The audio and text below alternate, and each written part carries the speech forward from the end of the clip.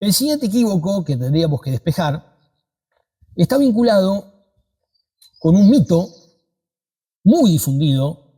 a través de la educación pública y privada, de los medios de comunicación, incluso de las cátedras universitarias,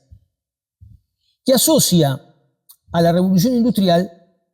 con la última parte del siglo XVIII y que sostiene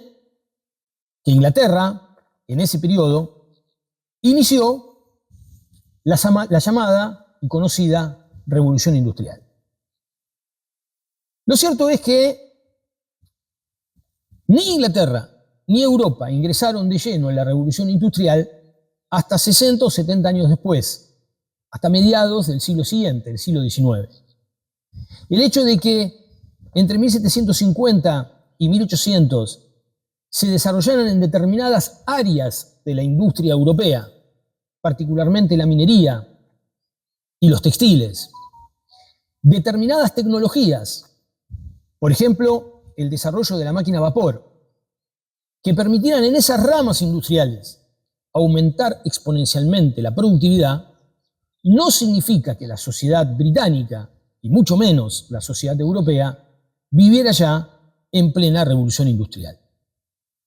La Europa de la segunda mitad del siglo XIX, la Inglaterra de la segunda mitad del siglo XIX, sigue siendo esencialmente una sociedad agrícola ganadera, en donde la mayoría de la población vive en entornos rurales y donde la pobreza generalizada y la escasez son la nota distintiva.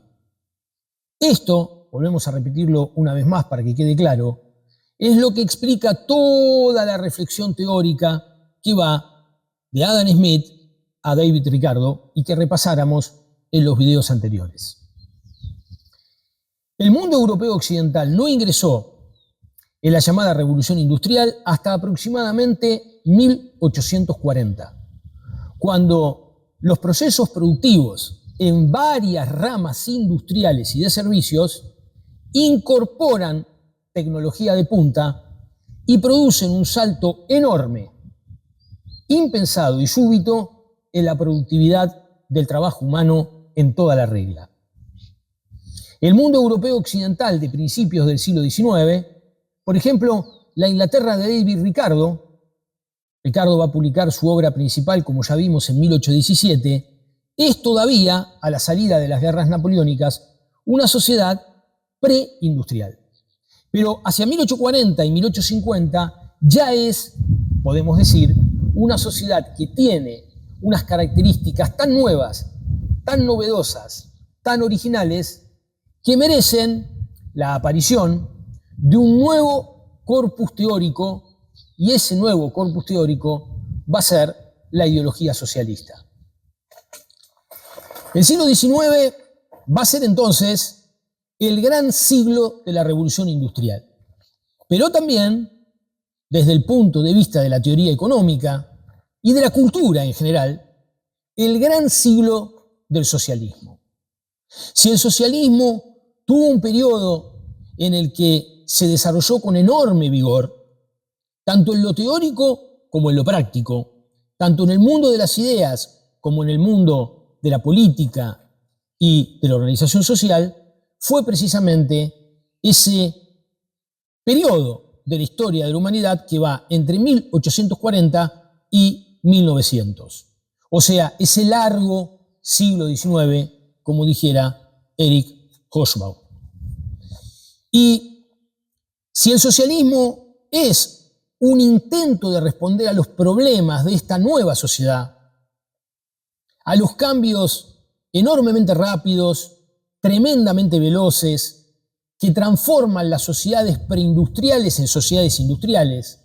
que transforman las sociedades rurales en sociedades urbanas y que transforman el trabajo manual en trabajo mecanizado, si el socialismo, decíamos,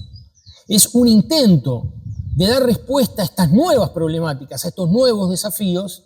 bueno, podemos decir entonces que el siglo XIX es el gran siglo del socialismo en materia de teoría económica. Y, por supuesto, lo que habría que decir es que el pensamiento socialista es un pensamiento extraordinariamente diverso, extraordinariamente ecléctico y extraordinariamente plural. Las escuelas socialistas son muchas, comparten una preocupación fundamental. La preocupación fundamental que comparten es cómo hacer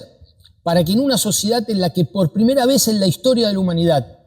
se pueden producir muchos bienes a bajo precio, cómo hacer para que la mayoría de las personas puedan acceder a esos bienes. Si este es el leitmotiv de toda teoría socialista, los matices, los puntos de vista divergentes, las soluciones que el socialismo va a plantear no van a ser de ningún modo unívocas. El socialismo, por lo tanto, a diferencia de la escuela liberal, no es una teoría que tenga, en líneas generales, un único eje conductor. Las teorías socialistas van a tener, dentro de un esquema teórico general que comparten, diferentes puntos de vista y diferentes enfoques metodológicos, teóricos y explicativos que las van a convertir en extraordinariamente eclécticas y plurales. Por eso es importante que digamos desde el inicio que cuando nos referimos a las teorías económicas socialistas nos estamos refiriendo a un conjunto muy abigarrado, muy plural, muy diverso de teorías y no a una escuela homogénea y unívoca, tanto en el planteamiento de sus problemas de investigación como en las soluciones que les va a proponer.